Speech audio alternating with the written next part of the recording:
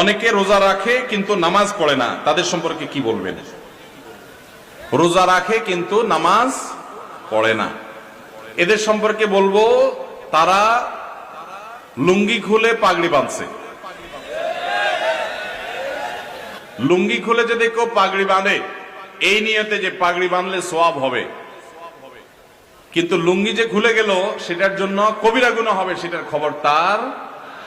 ঠিক একই ভাবে রমজানের রোজা রাখলে সওয়াব হবে, ফরজ আদায় হবে, কিন্তু এর চাইতে বড় ফরজ হলো 5 ওয়াক্ত নামাজ। তা আপনি সেটাই যদি বাদ দিয়ে দেন তাহলে এই রোজা রাখলেন, তাহলে এর চাইতে বড়টা বাদ দিয়ে আপনি কম গুরুত্বপূর্ণটা করলেন। ওইটার তুলনায় এটাও ফরজ, কিন্তু ওইটার চাইতে কম গুরুত্বপূর্ণটারে গুরুত্ব দিলেন, আসলটারে গুরুত্ব দিলেন না। আপনি পাগড়ি পরার গুরুত্ব বুঝলেন কিন্তু লুঙ্গি পরার গুরুত্বটা বুঝলেন না।